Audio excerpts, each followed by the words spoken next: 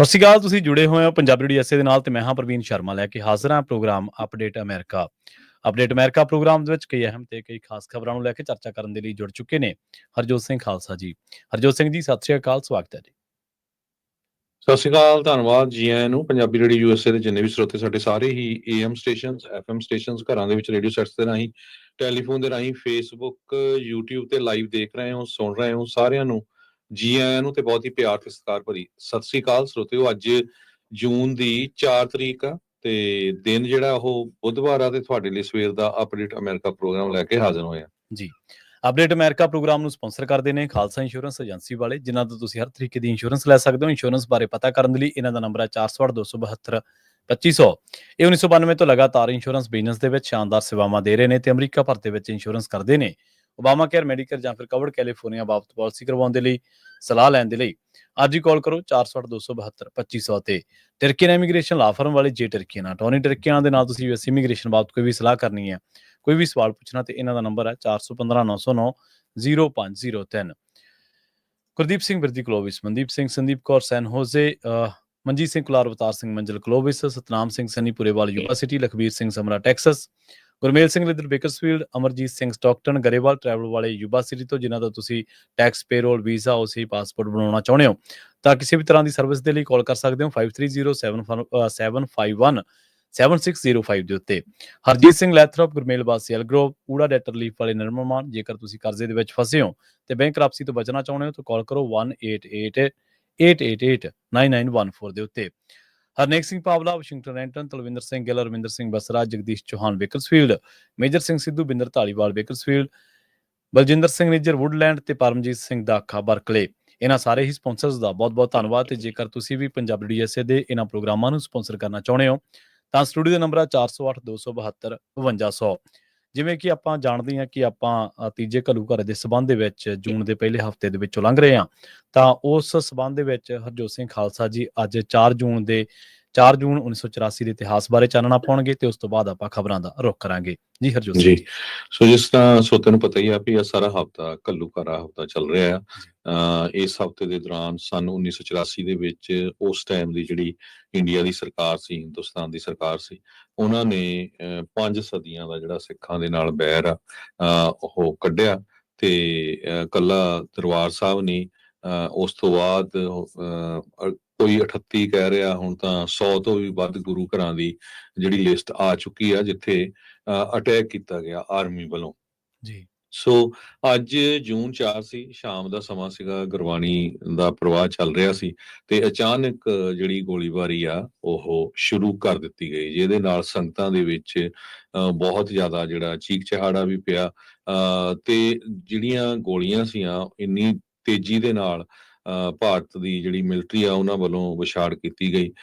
ਬਹੁਤ ਸਾਰੇ ਲੋਕਾਂ ਦੀਆਂ ਜਿਹੜੀਆਂ ਮੌਤਾਂ ਹੋ ਗਈਆਂ। ਦਰਬਾਰ ਸਾਹਿਬ ਦੀ ਪਰਿਕਰਮਾ ਦੇ ਵਿੱਚ ਕਹਿੰਦੇ ਧੜਾ ਧੜ ਜਿਹੜੀਆਂ ਲਾਸ਼ਾਂ ਆ ਉਹ ਡਿੱਗ ਰਹੀਆਂ ਸੀਆਂ, ਬਿਜਲੀ ਬੰਦ ਕਰ ਦਿੱਤੀ ਗਈ। ਸ਼੍ਰੀ ਦਰਬਾਰ ਸਾਹਿਬ, ਸ਼੍ਰੀ ਅਕਾਲ ਤਖ਼ਤ ਸਾਹਿਬ ਦੀ ਪਰਿਕਰਮਾ ਨੂੰ ਗੋਲੀਆਂ ਦੇ ਨਾਲ ਛਲਣੀ ਕਰ ਦਿੱਤਾ ਸੀ। ਸੋ 8 ਵਜੇ ਦੇ ਕਰੀਬ ਸ਼ਾਮ ਨੂੰ ਸੁੱਖ ਆਸਣ ਕਰਕੇ ਗੁਰੂ ਗ੍ਰੰਥ ਸਾਹਿਬ ਜੀ ਦਾ ਜਿਹੜਾ ਸਰੂਪ ਆ ਉਹ ਪਹਿਲੀ ਮੰਜ਼ਿਲ ਦੇ ਉੱਤੇ ਲਿਜਾਇਆ ਗਿਆ।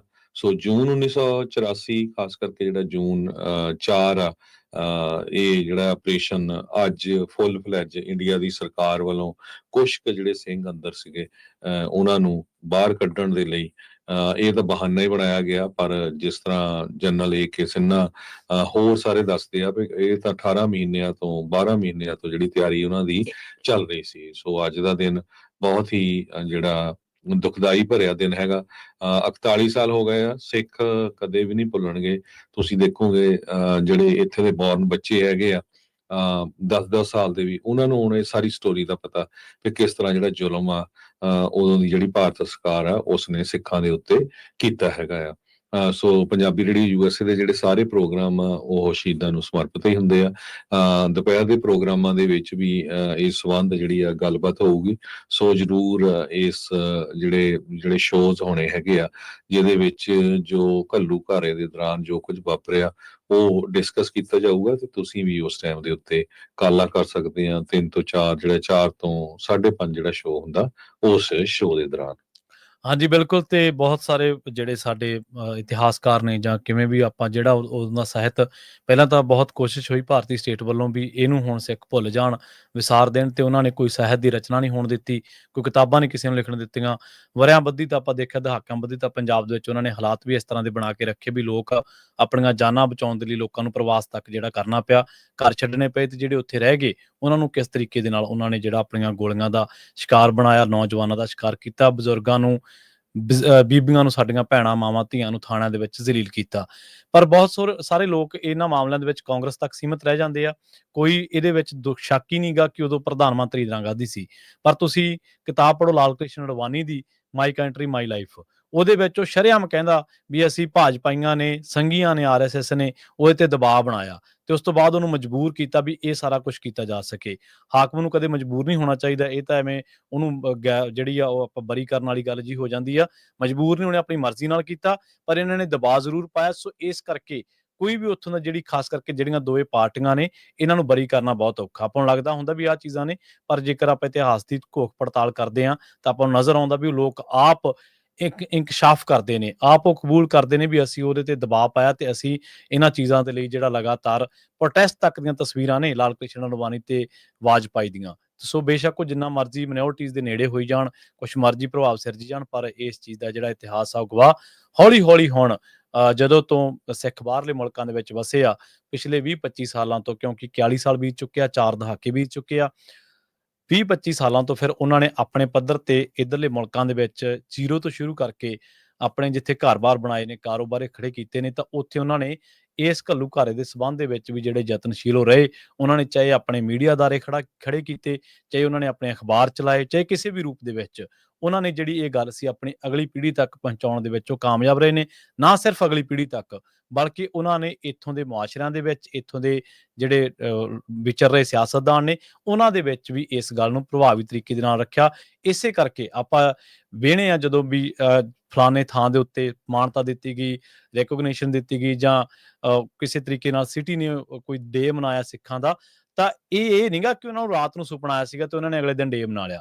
ਇਹ ਪਿਛਲੇ 25-30 ਸਾਲਾਂ ਤੋਂ ਜਿਹੜੇ ਸਾਡੇ ਸਿੱਖ ਬਾਪੂ ਆਏ ਨੇ, ਸਾਡੇ ਭਰਾ ਆਏ ਨੇ ਪੰਜਾਬ ਤੋਂ, ਸਾਡੇ ਵੱਡ ਵਡੇਰੇ ਆਏ ਨੇ, ਇਹ ਉਹਨਾਂ ਦੇ ਯਤਨਾਂ ਦਾ ਬੂਰ ਆ, ਇਹ ਉਹਨਾਂ ਦੀਆਂ ਜੱਦੋ-ਜਹਿਦ ਦਾ ਸਿੱਟਾ। ਜਿਹੜੇ ਅੱਜ ਅਸੀਂ ਇਹਨਾਂ ਥਾਵਾਂ ਦੇ ਉੱਤੇ ਗੱਲਾਂ ਜਿਹੜੀਆਂ ਵੇਖਦੇ ਹਾਂ, ਅੱਜ ਰੇਡੀਓ ਤੇ ਗੱਲ ਕਰ ਰਹੇ ਹਾਂ, ਤਾਂ 15-20 ਸਾਲ ਪਹਿਲਾਂ, 18-20 ਸਾਲ ਪਹਿਲਾਂ ਇਸ ਰੇਡੀਓ ਨੂੰ ਸ਼ੁਰੂ ਕਰਨ ਦੇ ਮੰਤਵ ਪਿੱਛੇ ਜੋ ਇੱਕ ਵਿਜ਼ਨ ਸੀਗਾ, ਉਸ ਵਿਜ਼ਨ ਦਾ ਸਿੱਟਾ ਅੱਜ ਆਪਾਂ ਜਿਹੜੀ ਗੱਲਬਾਤ ਕਰ ਰਹੇ ਹਾਂ। ਸੋ ਇਸ ਕਰਕੇ ਨਾ ਸਿਰਫ ਆਪਾਂ ਨੂੰ ਭੁੱਲਣਾ ਚਾਹੀਦਾ, ਚੇਤੇ ਰੱਖਣਾ ਚਾਹੀਦਾ, ਬਲਕਿ ਉਹਨਾਂ ਮੀਡੀਆ ਅਦਾਰਿਆਂ ਨੂੰ, ਆਪਾਂ ਇਹ ਨਹੀਂ ਕਹਿੰਦੇ ਕਿ ਪੰਜਾਬੀ ਰੇਡੀਓ USA ਨੂੰ ਹੀ, ਜਿੱਥੇ ਵੀ ਹੱਕ ਸੱਚ ਦੀ ਗੱਲ ਆ, ਸਿਧਾਂਤ ਦੀ ਗੱਲ ਹੁੰਦੀ ਆ, ਉਹਨਾਂ ਨੂੰ ਜਿਉਂਦੇ ਰੱਖਣਾ ਸਾਡੀ ਸਾਰਿਆਂ ਦਾ ਇੱਕ ਫਰਜ਼ ਬਣਦਾ।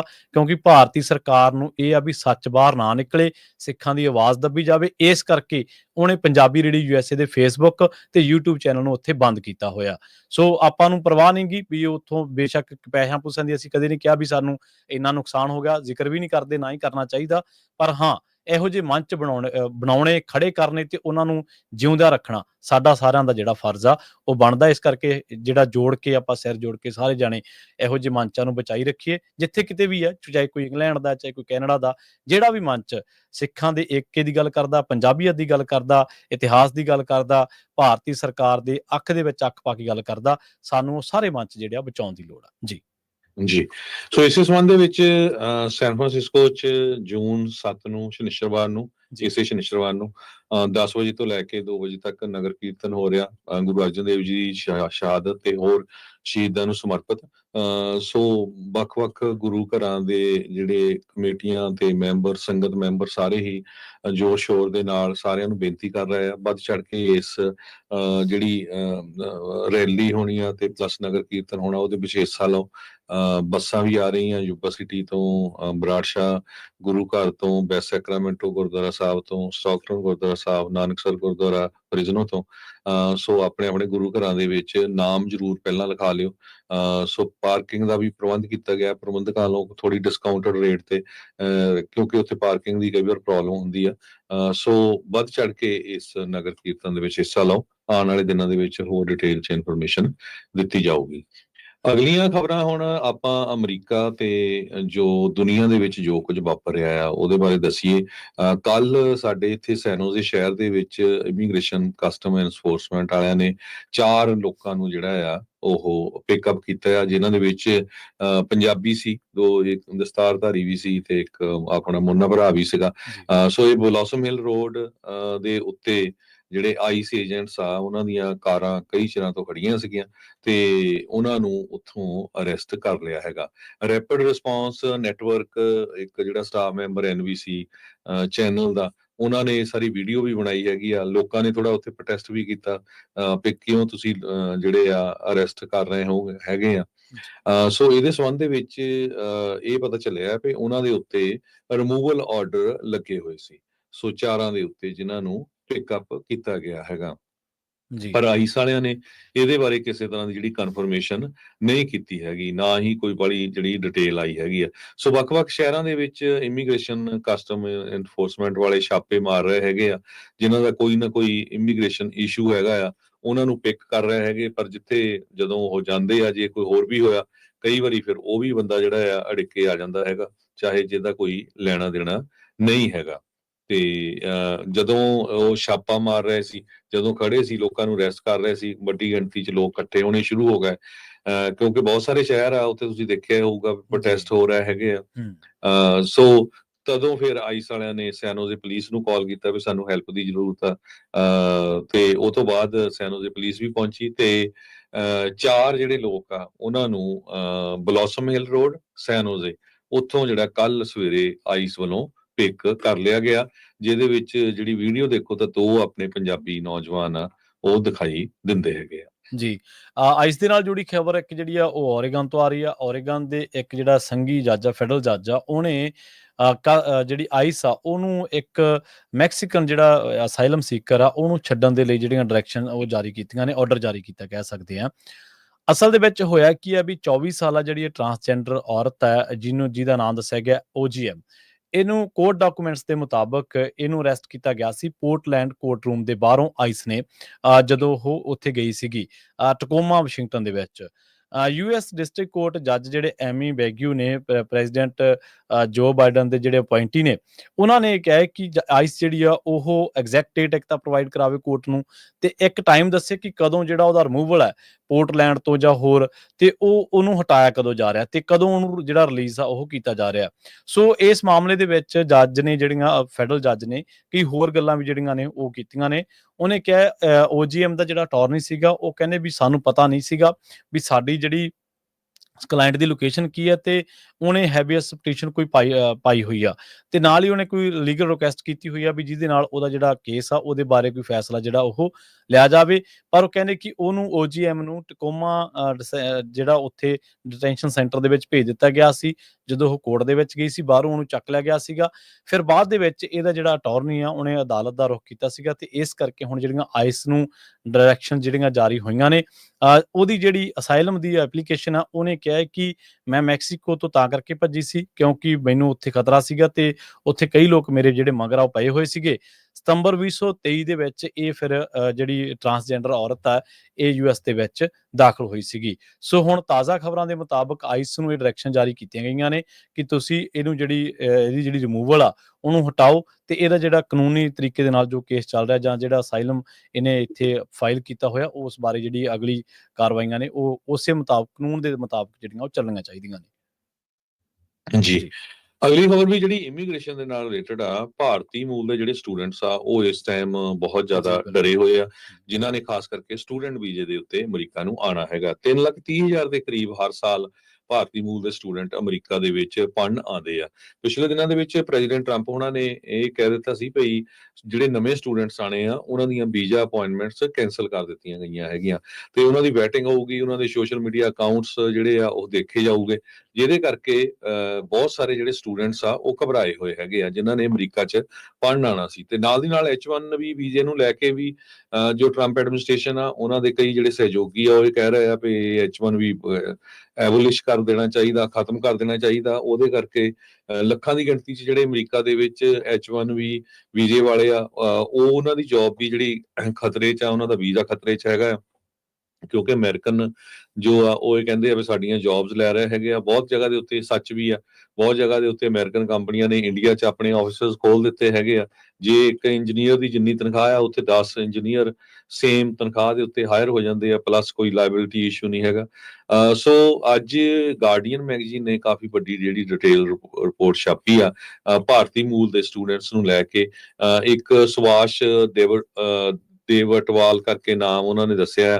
ਕਹਿੰਦੇ ਵੀ ਇਹ ਗੁਜਰਾਤ ਦੇ ਵਿੱਚ ਰਹਿੰਦਾ, ਅਹਿਮਦਾਬਾਦ ਦੇ ਵਿੱਚ ਉਹਨਾਂ ਦੀ ਇੱਕ ਕੰਸਲਟੈਂਸੀ ਆ, ਜਿਹੜੇ ਸਟੂਡੈਂਟਸ ਨੂੰ ਪ੍ਰਿਪੇਅਰ ਕਰਦੇ ਆ ਤੇ ਕਿਸ ਤਰ੍ਹਾਂ ਅਮਰੀਕਾ ਦੀ ਯੂਨੀਵਰਸਿਟੀ ਦੇ ਵਿੱਚ ਐਡਮਿਸ਼ਨ ਲੈਣਾ ਹੈਗਾ।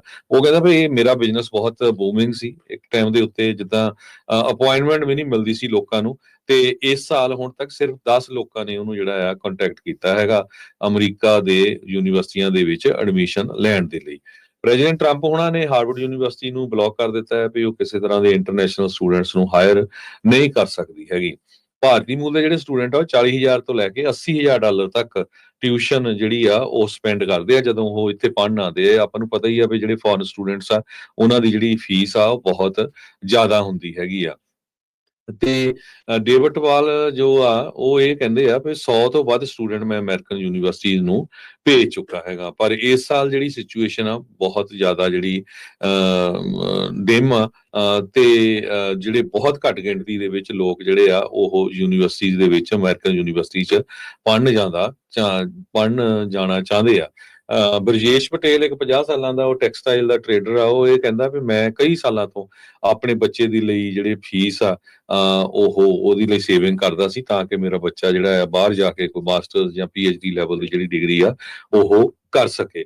ਪਰ ਜੋ ਸਿਚੁਏਸ਼ਨ ਅਮਰੀਕਾ ਦੇ ਵਿੱਚ ਇਮੀਗ੍ਰੇਸ਼ਨ ਨੂੰ ਲੈ ਕੇ ਹੈਗੀ ਆ, ਸੋ ਭਾਰਤੀ ਮੂਲ ਦੇ ਜਿਹੜੇ ਸਟੂਡੈਂਟ ਆ ਅਮਰੀਕਾ 'ਚ ਜਿਹੜੇ ਪੜ੍ਹਨ ਜਾਣਾ ਚਾਹੁੰਦੇ ਸੀ, ਉਹਨਾਂ ਨੇ ਹੁਣ ਆਪਣੇ ਆਪ ਨੂੰ ਰੋਕ ਲਿਆ ਤੇ ਅਮਰੀਕਾ ਨਹੀਂ ਜਾਣਾ ਚਾਹੁੰਦੇ। ਮੇ ਵੀ ਆਪਾਂ ਹੋਰ ਕਿਸੇ ਮੁਲਕ ਦੇ ਵਿੱਚ ਜਿਹੜੀ ਆ ਟਰਾਈ ਕਰਾਂਗੇ। ਸੋ ਸਟੂਡੈਂਟਸ ਦੇ ਵਿੱਚ ਪੈਨਿਕ ਤੇ ਐਂਗਜ਼ਾਇਟੀ ਬਹੁਤ ਜ਼ਿਆਦਾ ਹੈਗੀ ਆ। ਬਹੁਤ ਸਾਰੇ ਜਿਹੜੇ ਇੰਡੀਅਨ ਸਟੂਡੈਂਟਸ ਆ ਆਲਰੇਡੀ ਅਮਰੀਕਾ ਦੇ ਵਿੱਚ ਹੈਗੇ ਆ। ਉਹ ਉਹਨਾਂ ਦੀਆਂ ਕਈ ਪਲਾਨ ਸੀਆਂ ਵੀ ਮੈਂ ਇਸ ਕੰਪਨੀ 'ਚ ਕੰਮ ਕਰੂੰਗਾ, ਮੈਂ ਆਪਣਾ ਲੇਟਰ ਔਨ ਬਿਜ਼ਨਸ ਸਟਾਰਟ ਕਰੂੰਗਾ। ਉਹ ਸਾਰਾ ਕੁਝ ਕਹਿੰਦੇ ਭਈ ਅਬੰਡਨ ਕਰਨ ਜਾ ਰਹੇ ਆ, ਵੀ ਖਤਮ ਹੀ ਕਰਨ ਜਾ ਰਹੇ ਵੀ ਸਾਨੂੰ ਪਤਾ ਨਹੀਂ ਵੀ ਹੋਣਾ ਕੀ ਆ। ਇੱਕ ਸਟੂਡੈਂਟ ਇੱਕ H1B ਵੀਜ਼ੇ ਬਾਰੇ ਦੱਸਿਆ ਜਾ ਰਿਹਾ ਵੀ ਮੈਂ 15 ਸਾਲਾਂ ਤੋਂ ਇੱਥੇ ਕੰਮ ਕਰਦਾ ਸੀ ਤੇ ਹਜੇ ਤੱਕ ਵੀ ਮੇਰਾ ਜਿਹੜਾ ਗ੍ਰੀਨ ਕਾਰਡ ਆਇਆ ਨਹੀਂ ਤੇ ਮੈਂ ਹੁਣ ਸੋਚ ਰਿਹਾ ਵੀ ਵਾਪਸ ਇੰਡੀਆ ਨੂੰ ਚਲਾ ਜਾਵਾਂ। ਸੋ ਅੱਜ ਕਾਫੀ ਡਿਟੇਲ ਦੇ ਵਿੱਚ H1B ਵੀਜ਼ੇ ਨੂੰ ਲੈ ਕੇ ਗਾਰਡੀਅਨ ਮੈਗਜ਼ੀਨ ਨੇ ਜਿਹੜੀ ਆ ਇਹ ਰਿਪੋਰਟ ਛਾਪੀ ਹੈਗੀ ਆ। ਜੀ ਬਿਲਕੁਲ। ਖਬਰਾਂ ਹਾਲੇ ਹੋਰ ਵੀ ਨੇ ਜਿਨ੍ਹਾਂ ਦੇ ਉੱਤੇ ਆਪਾਂ ਚਰਚਾ ਕਰਾਂਗੇ। 2 ਅਹਿਮ ਖਬਰਾਂ ਨੇ। ਇੱਕ ਤਾਂ ਆਸਟ੍ਰੇਲੀਆ ਦੇ ਵਿੱਚ ਜਿਹੜਾ ਪੰਜਾਬੀਆਂ ਦਾ ਨਾਂ ਰੌਸ਼ਨ ਕਰਨ ਵਾਲਾ ਇੱਕ ਪੰਜਾਬੀ ਆ ਤਾਂ ਡਰੱਗ ਤਸਕਰੀ ਦਾ ਮਾਸਟਰਮਾਈਂਡ ਨਿਕਲਿਆ ਇਹਨੇ। ਆਸਟ੍ਰੇਲੀਆ ਦੇ ਵਿੱਚ ਵੱਡੇ ਪੱਧਰ ਤੇ ਤਸਕਰੀ ਕੀਤੀ ਸੀਗੀ। ਸਿਡਨੀ ਨਿਵਾਸੀ ਹੈ ਗੁਰਵਿੰਦਰ ਸਿੰਘ। ਉਮਰ ਕੈਦ ਹੋ ਸਕਦੀ ਹੈ ਇਹਨੂੰ। ਇਹਨੇ ਕਿੰਨਾ ਨਸ਼ਾ ਕਿਵੇਂ ਇੰਪੋਰਟ ਕੀਤਾ ਤੇ ਕਿਵੇਂ ਉਹਨੂੰ ਅਗਾਂਹ ਵੇਚਿਆ ਜਾਂ ਕਿਵੇਂ ਡਿਲੀਵਰ ਕੀਤਾ, ਇਹਦੇ ਬਾਰੇ ਚਰਚਾ ਕਰਾਂਗੇ। ਇੱਕ ਆਪਾਂ ਟਰਾਂਸਨੈਸ਼ਨਲ ਡਿਪਰੈਸ਼ਨ ਦੇ ਬਾਰੇ ਹਰ ਰੋਜ਼ ਹਰ ਵਾਰ ਜਦੋਂ ਵੀ ਕੋਈ ਅਪਡੇਟ ਆਉਂਦੀ ਹੈ ਤਾਂ ਤੁਹਾਡੇ ਨਾਲ ਸਾਂਝੀ ਕਰੀਦੀ ਹੈ। ਉਸ ਸਬੰਧ ਦੇ ਵਿੱਚ ਇੱਕ ਜਿਹੜੀ ਖਬਰ ਹੈ ਟੈਕਸਸ ਤੋਂ ਆ ਰਹੀ ਹੈ। ਟੈਕਸਸ ਦੇ ਵਿੱਚ ਜਿਹੜਾ ਸਿੱਖਾਂ ਨੂੰ ਧਮਕੀਆਂ ਦਿੰਦਾ ਸੀਗਾ, ਹਿੰਦੂ ਭਾਈਚਾਰੇ ਦਾ ਇੱਕ ਬੰਦਾ ਸਿੱਖਾਂ ਨੂੰ ਧਮਕੀਆਂ ਦਿੰਦਾ ਸੀ, ਧਮਕਾਉਂਦਾ ਸੀ, ਬੁਰਾ ਭਲਾ ਕਹਿੰਦਾ ਸੀ ਉਹਨਾਂ ਨੂੰ, ਮਾੜਾ ਚੰਗਾ ਬੋਲਦਾ ਸੀ, ਅਪਸ਼ਬਦ ਕਹਿੰਦਾ ਸੀ ਤੇ ਕਹਿੰਦਾ ਸੀ ਵੀ ਮੇਰੀ ਅਪਰੋਚ ਆ ਤੇ ਮੈਂ ਆਹ ਕਰਾ ਦੂੰ ਫਲਾਂ ਕਰਾ ਦੂੰ। ਉਹਨੂੰ 26 ਮਹੀਨਿਆਂ ਦੀ ਸਜ਼ਾ ਹੋਈ ਆ। ਤੁਸੀਂ ਦੇਖੋ ਵੀ ਆਪਣੇ ਕਈ ਬੰਦੇ ਇੱਥੇ ਕਹਿੰਦੇ ਆ ਵੀ ਯਾਰ ਨਹੀਂ ਆਏ ਆ ਫਲਾਂ। ਜਿੱਥੇ ਕਾਨੂੰਨ ਦਾ ਰਾਜ ਹੋਵੇ, ਜਿੱਥੇ ਬਰੋਬਰਤਾ ਹੋਵੇ, ਜਿੱਥੇ ਪਤਾ ਹੋਵੇ ਕਿ ਸੁਣਵਾਈ ਹੋਣੀ ਆ, ਉੱਥੇ ਤੁਹਾਨੂੰ ਆਜ਼ਾਦੀ ਦੇ ਨਾਲ ਆਪਣੀ ਗੱਲ ਕਹਿਣੀ ਚਾਹੀਦੀ ਹੈ। ਆਜ਼ਾਦੀ ਦੇ ਨਾਲ ਤਾਂ ਗੱਲ ਉੱਥੇ ਵੀ ਕਹਿਣੀ ਚਾਹੀਦੀ ਹੈ ਜਿੱਥੇ ਤੁਹਾਡੇ ਹੱਥਕੜੀ ਲੱਗੀ ਹੈ ਜਾਂ ਤੁਹਾਨੂੰ ਪਤਾ ਵੀ ਅਗਲਾ ਫੱਟਾ ਫਾਂਸੀ ਦਾ, ਉੱਥੇ ਵੀ ਤੁਹਾਨੂੰ ਨਹੀਂ ਰੁਕਣਾ ਚਾਹੀਦਾ। ਪਰ ਫਿਰ ਵੀ ਇੱਥੇ ਇਸੇ ਕਰਕੇ ਆਉਣ ਵਾਲਾ ਜਿਹੜਾ ਸਮਾਂ ਉਹ ਬੜਾ ਅਹਿਮ ਆ, ਬੜਾ ਗੰਭੀਰਤਾ ਦੇ ਨਾਲ ਜਿਹੜਾ ਵਿਚਰਨ ਵਾਲਾ, ਕਿਉਂਕਿ ਬਹੁਤ ਸਾਰੇ ਲਾਜ਼ ਬਣ ਜਾ ਰਹੇ ਨੇ, ਬਹੁਤ ਸਾਰੀਆਂ ਨਵੀਆਂ ਅਪਡੇਟਸ ਆ ਰਹੀਆਂ ਨੇ। ਇਸੇ ਕਰਕੇ ਫਰੀਡਮ ਆਫ ਸਪੀਚ ਤੇ ਆਜ਼ਾਦੀ ਦੇ ਸੰਬੰਧ ਦੇ ਵਿੱਚ ਖਾਸ ਕਰਕੇ ਜਿਹੜੇ ਮਿਨੋਰਿਟੀ ਭਾਈਚਾਰੇ ਨੇ ਇੱਥੇ ਵੀ ਉਹਨਾਂ ਦੇ ਲਈ ਉਹਨਾਂ ਨੂੰ ਪ੍ਰੋਟੈਕਟ ਕਰਨ ਖਾਤਰ 2 ਅਹਿਮ ਖਬਰਾਂ ਨੇ। ਚਰਚਾ ਕਰਾਂਗੇ ਇੱਕ ਬ੍ਰੇਕ ਤੋਂ ਬਾਅਦ। ਜੁੜੇ ਰਹੋ ਪੰਜਾਬੀ ਰੇਡੀਓ USA ਦੇ ਨਾਲ। ਜਲਦ ਵਾਪਸੀ ਕਰਾਂਗੇ ਇੱਕ ਸ਼ਾਰਟ ਬ੍ਰੇਕ ਤੋਂ ਬਾਅਦ।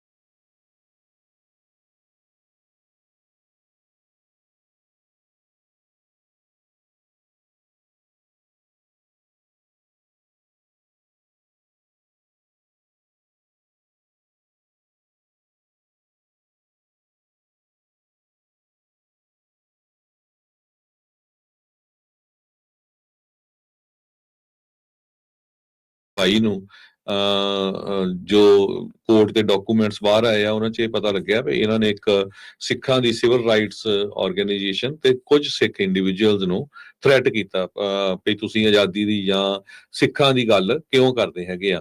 ਬਹੁਤ ਸਾਰੇ ਮੈਸੇजेस ਜਿਹੜੇ ਥ੍ਰੈਟਨਿੰਗ ਸੀਗੇ ਵੀ ਮੈਂ ਤੁਹਾਨੂੰ ਮਾਰ ਦਊਂਗਾ, ਫੱਟੜ ਕਰ ਦਊਂਗਾ, ਉਹ ਜਿਹੜੇ ਮੈਸੇजेस ਆ ਉਹ ਉਹਨਾਂ ਦੀਆਂ ਜਿਹੜੀਆਂ ਵੌਇਸ ਮੇਲ ਆ ਉਹਨਾਂ ਦੇ ਉੱਤੇ ਛੱਡੇ।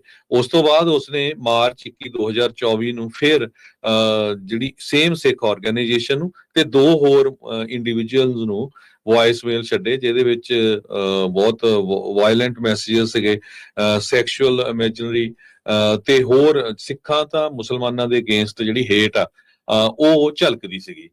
ਇਹਦੇ ਸੰਬੰਧ ਦੇ ਵਿੱਚ assistant attorney general Harmeet Kaur Dhillon ਨੇ, ਜੋ ਜਸਟਿਸ ਡਿਪਾਰਟਮੈਂਟ ਦੇ ਸਿਵਲ ਰਾਈਟ ਦੇ ਡਿਵੀਜ਼ਨ ਆ, ਉਹਨਾਂ ਨੇ ਸਟੇਟਮੈਂਟ ਜਾਰੀ ਕੀਤੀ ਆ ਕਿ ਡਿਪਾਰਟਮੈਂਟ ਆਫ ਜਸਟਿਸ ਦੇ has no tolerance for hate-fueled threats of violence in our country, and we appreciate the strong efforts of U.S. Attorney Alina Habba and her team in working with us to bring this perpetrator to justice.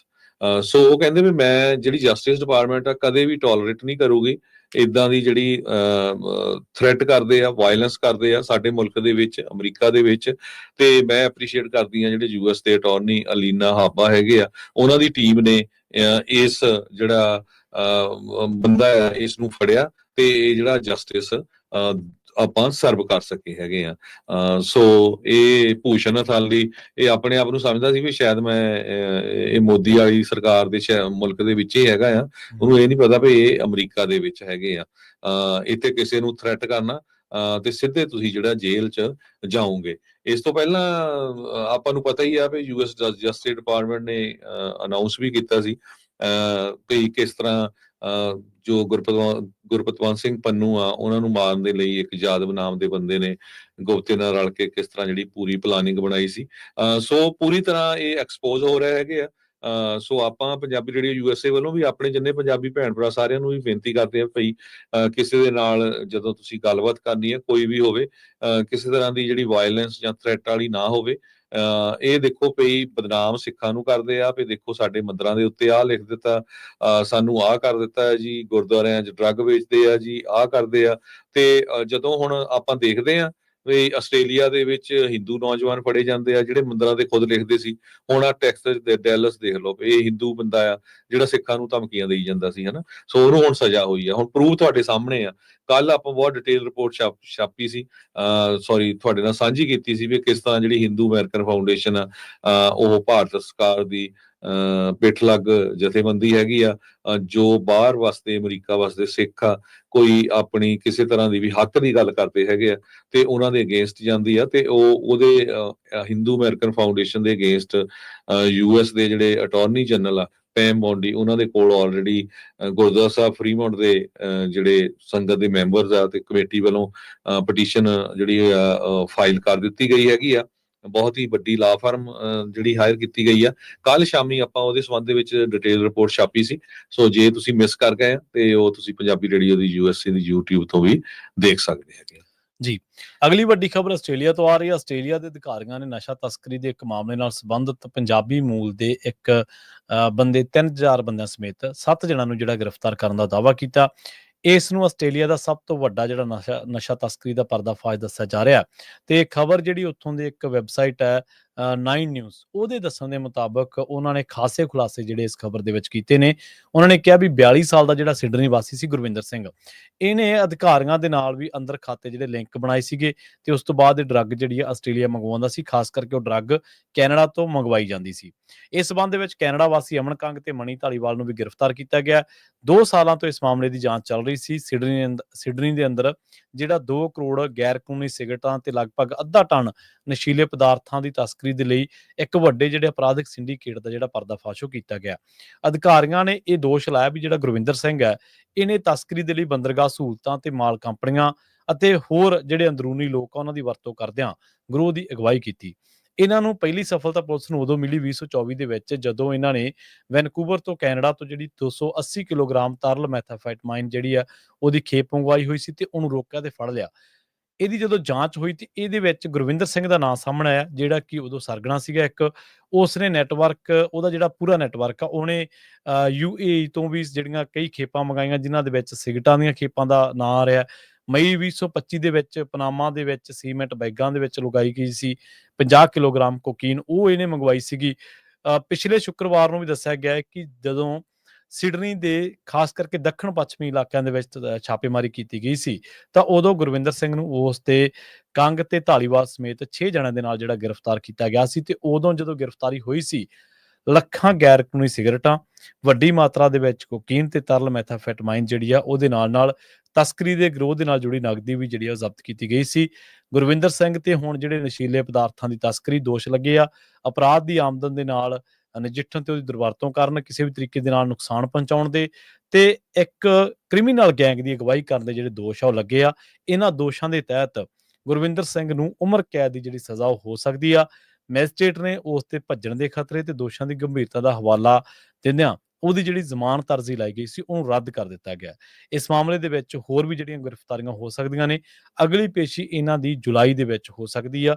ਸੋ ਇੱਕ ਪਾਸੇ ਜਦੋਂ ਆਪਾਂ programme ਦੀ ਸ਼ੁਰੂਆਤ ਕੀਤੀ ਸੀ, ਤਾਂ ਉਹਨਾਂ ਲੋਕਾਂ ਦਾ ਹਵਾਲਾ ਦਿੱਤਾ ਸੀ ਜਿਨ੍ਹਾਂ ਨੇ ਮਿਹਨਤਾਂ ਦੇ ਨਾਲ, ਜਿਨ੍ਹਾਂ ਨੂੰ ਅੰਗਰੇਜ਼ੀ ਵੀ ਨਹੀਂ ਆਉਂਦੀ ਸੀ, ਆਪਣੇ ਨਾਲ ਉਹਨਾਂ ਨੇ ਕਿਤੇ ਜ਼ਿਆਦਾ ਜੱਦੋਜਹਿਦ ਕੀਤੀ ਸੀ 25-30 ਸਾਲ, 40-50 ਸਾਲ, 70-80 ਸਾਲ, 100-125 ਸਾਲ ਪਹਿਲਾਂ। ਉਹਨਾਂ ਦਾ ਸਾਰੀ ਉਮਰ ਲੰਘ ਗਈ ਇਹਨਾਂ ਮੁਲਕਾਂ ਦੇ ਵਿੱਚ ਆਪਣਾ ਕਿਰਦਾਰ ਬਣਾਉਣ ਦੇ ਲਈ, ਉਹਨੂੰ ਅੱਗੇ ਲਿਜਾਣ ਦੇ ਲਈ। ਪਰ ਸਾਡੇ 'ਚ ਵੀ ਕੁਝ ਬੰਦੇ ਇਹੋ ਜਿਹੇ ਨੇ ਜਿਹੜੇ ਖਬਰਾਂ ਦੇ ਰੂਪ ਦੇ ਵਿੱਚ ਆਪਣੇ, ਜਿਨ੍ਹਾਂ ਦੀਆਂ ਕਰਤੂਤਾਂ ਆਪਣੇ ਸਾਰਿਆਂ ਦੇ ਸਾਹਮਣੇ ਨੇ। ਜੀ ਜੀ, ਅਗਲੀ ਖਬਰ ਵੱਲ ਚੱਲੀਏ। ਜਿਹੜਾ ਵੱਡਾ ਬਜਟ ਦਾ ਬਿੱਲ ਆ ਉਸ ਨੂੰ ਲੈ ਕੇ ਟਰੰਪ ਉਹਨਾਂ ਦਾ ਜਿਹੜਾ ਸਪੈਂਡਿੰਗ ਬਿੱਲ ਆ, ਕਹਿੰਦੇ ਵੀ $3.7 ਟ੍ਰਿਲੀਅਨ ਜਿਹੜੇ ਟੈਕਸਸ ਆ ਉਹਨੂੰ ਕੱਟ ਕਰੂਗਾ ਤੇ $2.4 ਟ੍ਰਿਲੀਅਨ ਦਾ ਜਿਹੜਾ ਡੈਫਿਸਿਟ ਆ ਉਹ ਵਧੂਗਾ। CBO ਇਹਨਾਂ ਨੇ ਇਹ ਦੱਸਿਆ ਹੈਗਾ ਕਿ 10.9 ਮਿਲੀਅਨ ਲੋਕ ਬਿਨਾਂ ਇੰਸ਼ੋਰੈਂਸ ਤੋਂ ਹੋ ਜਾਣਗੇ ਆਉਣ ਵਾਲੇ ਸਾਲਾਂ ਦੇ ਵਿੱਚ। COB ਦਾ ਜਿਹੜਾ ਐਨਾਲਿਸਿਸ ਆ, house pass version of the bill, ਉਹਦੇ ਚ ਕਹਿੰਦੇ ਭਈ $2.3 ਟ੍ਰਿਲੀਅਨ ਜਿਹੜਾ ਕਿ ਕਾਫੀ ਵੱਡਾ ਅਮਾਉਂਟ ਬਣਦਾ, ਇਹ ਡੈਫਿਸਿਟ ਵਧੂਗਾ।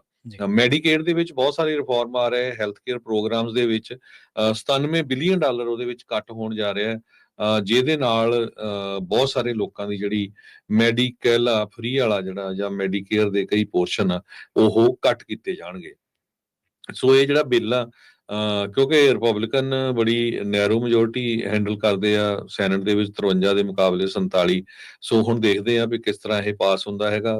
ਜੋ ਲੋਅਰ ਹਾਊਸ ਆ ਉਹਦੇ ਵਿੱਚੋਂ ਤਾਂ ਇਹ ਬਿੱਲ ਪਾਸ ਹੋ ਚੁੱਕਾ ਹੈਗਾ। ਸੋ ਇਹਦੇ ਸੰਬੰਧ ਦੇ ਵਿੱਚ ਅਲੋਨ ਮਸਕ ਹੋਣੀ ਕਾਫੀ ਜ਼ਿਆਦਾ ਨਾਰਾਜ਼ ਆਏ ਆ ਟਰੰਪ ਉਹਨਾਂ ਦੇ ਨਾਲ। ਉਹਨਾਂ ਨੇ ਇਹ ਕਿਹਾ ਵੀ ਜਿਹੜਾ ਟੋਟਲੀ ਜਿਹੜਾ ਬਿੱਲ ਨਿਕੰਮਾ ਹੈਗਾ ਆ। ਵੀ ਮੇਰੀ ਜਿਹੜੀ ਡਿਪਾਰਟਮੈਂਟ ਡੋਜ ਜਾਂ ਮੇਰਾ ਮੇਨ ਮਕਸਦ ਇਹ ਸੀ ਵੀ ਅਮਰੀਕਾ ਦਾ ਜਿਹੜਾ ਡੈਫਿਸਿਟ ਆ, ਅਮਰੀਕਾ ਦਾ ਕਰਜ਼ਾ ਆ, ਉਸ ਨੂੰ ਕਿਸ ਤਰ੍ਹਾਂ ਘਟਾਇਆ ਜਾਵੇ। ਸੋ ਪ੍ਰਾਈਵੇਟਲੀ ਅਲੋਨ ਮਸਕ ਹੋਣੀ ਕਾਫੀ ਫਰਸਟ੍ਰੇਟਡ ਨਜ਼ਰ ਆ ਰਹੇ ਹੈਗੇ ਆ। ਉਹਨਾਂ ਨੇ ਉੱਥੇ ਜਿਹੜੀ ਆਪਣੀ ਡਿਪਾਰਟਮੈਂਟ 'ਚ ਕੰਮ ਕਰਦੇ ਸੀ ਉਹ ਵੀ ਛੱਡ ਦਿੱਤਾ ਆ। ਜੋ ਡੋਜ ਡਿਪਾਰਟਮੈਂਟ ਦੇ ਵਿੱਚ ਕਹਿੰਦੇ ਵੀ ਮੈਂ ਆਪਣੇ ਬਿਜ਼ਨਸ ਦੇ ਉੱਤੇ ਫੋਕਸ ਕਰਨਾ ਚਾਹੁੰਦਾ ਆ। ਪ੍ਰੈਜ਼ੀਡੈਂਟ ਟਰੰਪ ਹੋਣੀ ਇਹ ਕਹਿ ਰਿਹਾ ਵੀ ਮੇਰਾ ਬਿੱਲ ਇਹ ਬਹੁਤ ਵਧੀਆ ਬਿੱਲ ਹੈਗਾ, ਸਿਗਨੇਚਰ ਬਿੱਲ ਹੈਗਾ। ਪਰ ਮਸਕ ਹੋਣੀ ਇਹ ਕਿਹਾ ਆ ਵੀ ਇਹ ਤਾਂ ਬਹੁਤ ਮਾੜੀ ਗੱਲ ਆ, ਇੰਨਾ ਜ਼ਿਆਦਾ ਜਿਹੜਾ ਕਰਜ਼ਾ ਆ ਉਹ ਚੜ ਰਿਹਾ ਹੈਗਾ। ਐਕਚੁਅਲੀ ਤਾਂ ਸਾਡਾ ਕਹਿੰਦੇ ਮੇਨ ਮਕਸਦ ਇਹ ਸੀ ਵੀ ਕਰਜ਼ੇ ਨੂੰ ਆਪਾਂ ਕਿਸ ਤਰ੍ਹਾਂ ਜਿਹੜਾ ਘਟਾਉਣਾ ਹੈਗਾ ਆ। ਕਹਿੰਦੇ ਭਈ ਐਨਰਜੀ ਟੈਕਸ ਕ੍ਰੈਡਿਟ ਨੂੰ ਖਤਮ ਕਰਨ ਦੇ ਨਾਲ ਜਿਹੜਾ ਅਮਰੀਕਾ ਦੀ ਐਨਰਜੀ ਇੰਡੀਪੈਂਡੈਂਸ ਆ ਤੇ ਜੋ ਰਿਲਾਇਬਿਲਿਟੀ ਗ੍ਰਿਡ ਦੇ ਉੱਤੇ ਆ ਉਹ ਖਤਮ ਹੋ ਜਾਵੇਗੀ। ਇਹ ਉਹਨਾਂ ਨੇ ਸੋਸ਼ਲ ਮੀਡੀਆ ਦੇ ਉੱਤੇ ਲਿਖਿਆ ਹੈਗਾ। ਇਸ ਤੋਂ ਬਿਨਾਂ ਉਹਨਾਂ ਨੇ ਜੋ AI ਦੇ ਸੰਬੰਧ ਦੇ ਵਿੱਚ ਕਹਿੰਦੇ ਪਈ ਆਰਟੀਫਿਸ਼ੀਅਲ ਇੰਟੈਲੀਜੈਂਸ ਜੋ ਡੀਲਸ ਉਹਨਾਂ ਦੇ ਕੰਪੀਟੀਟਰ ਓਪਨ AI ਦੇ ਨਾਲ ਕੀਤੀਆਂ ਹੈਗੀਆਂ, ਉਹਦਾ ਵੀ ਜਿਹੜਾ ਉਹਨਾਂ ਨੇ ਕਾਫੀ ਜ਼ਿਆਦਾ ਜਿਹੜਾ ਕ੍ਰਿਟਿਸਿਜ਼ਮ ਕੀਤਾ ਹੈਗਾ। ਇਹ ਸਾਰਾ ਕੁਝ ਉਹਨਾਂ ਨੇ ਐਕਸ ਦੇ ਉੱਤੇ ਪੋਸਟ ਕੀਤਾ ਹੈਗਾ ਤੇ ਕਈ ਜਗ੍ਹਾ ਦੇ ਉੱਤੇ ਤਾਂ ਮਸਕ ਉਹਨਾਂ ਨੇ ਜੋ ਉਹਨਾਂ ਦੇ ਟ੍ਰੇਡ ਐਡਵਾਈਜ਼ਰ ਆ ਪ੍ਰੈਜ਼ੀਡੈਂਟ ਟਰੰਪ, ਉਹਨਾਂ ਦੇ ਪੀਟਰ ਨਵਾਰੋ, ਉਹਨਾਂ ਨੂੰ ਤਾਂ ਇਹ ਕਿਹਾ ਵੀ ਸਭ ਤੋਂ ਜਿਹੜਾ ਪਾਗਲ ਬੰਦਾ ਹੈਗਾ ਆ। ਸੋ ਇਸ ਨੂੰ ਪਤਾ ਨਹੀਂ ਹੈ ਵੀ ਟ੍ਰੇਡ ਨੂੰ ਕਿਸ ਤਰ੍ਹਾਂ ਜਿਹੜਾ ਡੀਲ ਕਰਨਾ ਹੈਗਾ ਆ। ਸੋ ਮਸਕ ਉਹਨਾਂ ਦਾ, ਐਲੋਨ ਮਸਕ ਦਾ ਜਿਹੜਾ ਵਿਰੋਧ ਆ ਪ੍ਰੈਜ਼ੀਡੈਂਟ ਟਰੰਪ ਦਾ ਐਲੋਨ ਮਸਕ ਵੱਲੋਂ, ਇਹ ਓਪਨਲੀ ਹੁਣ ਬਾਹਰ ਆ ਗਿਆ। ਇਹ ਸੀਕ੍ਰੇਟ ਨਹੀਂ ਰਿਹਾ। ਇਸੇ ਕਰਕੇ ਮੈਨੂੰ ਲੱਗਦਾ ਆ ਵੀ ਉਹ ਜੋ ਡੋਜ ਡਿਪਾਰਟਮੈਂਟ ਆ ਉਹ ਉਸ ਤੋਂ ਬਾਹਰ ਆ ਗਏ ਹੈਗੇ। ਜੀ ਬਿਲਕੁਲ। ਸੋ ਹੁਣ ਉਹਨਾਂ ਲੋਕਾਂ ਦਾ ਕੀ ਬਣੂਗਾ ਜਿਨ੍ਹਾਂ ਦੀਆਂ ਨੌਕਰੀਆਂ ਆਲਰੇਡੀ ਖਾ ਚੁੱਕੇ ਆ। ਨਾ ਉਸ ਪਾਰ ਲਾਇਆ, ਨਾ ਉਸ ਪਾਰ ਲਾਇਆ। ਆਪਾਂ ਫਾਇਰ ਟੂ ਹਾਇਰ ਦੀਆਂ ਖਬਰਾਂ ਵੀ ਤੁਹਾਡੇ ਨਾਲ ਸਾਂਝੀਆਂ ਕਰਦੇ ਰਹੇ ਹਾਂ। ਸੋ ਦੇਖਦੇ ਹਾਂ ਅੱਗੇ ਕੀ ਹੁੰਦਾ। ਪਰ ਹਰਜੋਤ ਸਿੰਘ ਜੀ, ਇੱਥੇ ਆਪਾਂ ਇੱਕ ਹੋਰ ਸ਼ਾਰਟ ਬ੍ਰੇਕ ਦੇ ਲਈ ਰੁਕਦੇ ਹਾਂ ਜੀ। ਖਬਰਾਂ ਹੋਰ ਵੀ ਨੇ ਜਿਨ੍ਹਾਂ ਦੇ ਉੱਤੇ ਆਪਾਂ ਚਰਚਾ ਕਰਾਂਗੇ ਜੀ।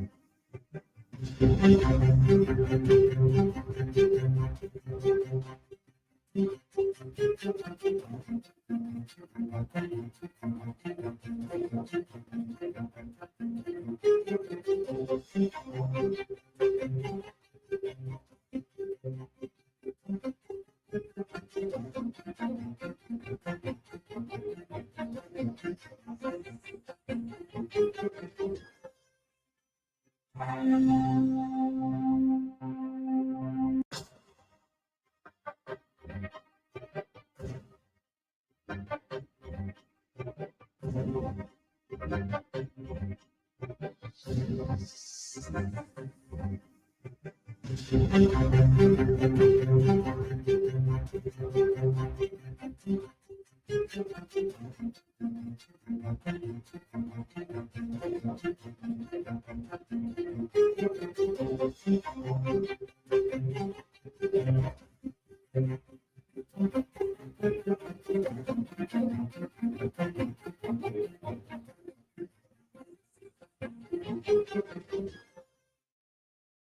ਤੋਂ ਬਾਅਦ ਇੱਕ ਵਾਰ ਮੁੜ ਤੋਂ ਤੁਹਾਡਾ ਸਾਰਿਆਂ ਦਾ ਸਵਾਗਤ ਹੈ ਪ੍ਰੋਗਰਾਮ ਅਪਡੇਟ ਅਮਰੀਕਾ ਦੇ ਵਿੱਚ। ਤੁਸੀਂ ਜੁੜੇ ਹੋਏ ਹੋ ਪੰਜਾਬੀ ਡੀਐਸਏ ਨਾਲ ਤੇ ਆਪਣੇ ਨਾਲ ਇੱਕ ਵਾਰ ਮੁੜ ਤੋਂ ਜੁੜ ਚੁੱਕੇ ਨੇ ਹਰਜੋਤ ਸਿੰਘ ਖਾਲਸਾ ਜੀ।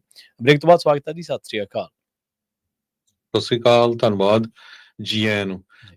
ਅਗਲੀਆਂ ਖਬਰਾਂ ਵੱਲ ਚੱਲੀਏ ਤੇ ਪ੍ਰੈਜ਼ੀਡੈਂਟ ਟਰੰਪ ਹੋਣਾ ਦੇ ਜਿਹੜੇ ਸਲਾਹਕਾਰ ਆ, ਉਹਨਾਂ ਨੇ ਇਹ ਕਿਹਾ ਵੀ ਜੋ ਕੁਝ ਯੂਕਰੇਨ ਤੇ ਰਸ਼ੀਆ ਦੇ ਵਿਚਾਲੇ ਪਿਛਲੇ 2 ਦਿਨਾਂ ਦੇ ਵਿੱਚ ਵਾਪਰਿਆ ਇਹ ਇੱਕ ਕਹਿੰਦਾ ਵੀ ਹਾਈਐਸਟ ਰਿਸਕ ਲੈਵਲ ਇਹਦੇ ਵਿੱਚ ਅੱਪ ਗਿਆ ਤੇ ਇਹ ਕਹਿੰਦਾ ਲੱਗਦਾ ਨਹੀਂ ਵੀ ਮੈਨੂੰ ਅੱਗੇ ਪਿੱਛੇ ਹੋ ਜਾਊਗਾ ਕਿਉਂਕਿ ਯੂਕਰੇਨ ਵੱਲੋਂ ਸਾਈਬੇਰੀਆ ਤੇ ਰਸ਼ੀਆ ਦੇ ਵਿੱਚ ਜਿਹੜਾ ਆ ਜੋ ਕਿ 2700 ਮੀਲ ਦੇ ਕਰੀਬ ਦੂਰ ਆ ਯੂਕਰੇਨ ਤੋਂ, ਉੱਥੇ ਜਿਹੜੇ ਡਰੋਨਸ ਆ ਉਹਨਾਂ ਨਾਲ ਹਮਲਾ ਕੀਤਾ ਗਿਆ। ਕਿਸ ਤਰ੍ਹਾਂ ਉਹ ਲੁਕੋ ਕੇ ਟਰੱਕਾਂ ਦੇ ਵਿੱਚ ਲੈ ਗਏ ਤੇ ਉੱਥੇ ਹੀ ਜਾ ਕੇ ਜਿਹੜਾ ਉਹਨਾਂ ਦੇ ਉਹੀ ਜਿਹੜੇ ਜਹਾਜ਼ ਆ, ਫਾਈਟਰ ਜਹਾਜ਼ ਆ ਜਿਨ੍ਹਾਂ ਦੇ ਵਿੱਚ ਨਿਊਕਲੀਅਰ ਹੈਡ ਲਿਜਾ ਸਕਦੇ, ਉਹਨਾਂ ਨੂੰ ਜਿਹੜਾ ਆ ਇੱਕ ਤਰ੍ਹਾਂ ਦੇ ਨਾਲ ਤਬਾਹ ਕਰ ਦਿੱਤਾ ਹੈਗਾ।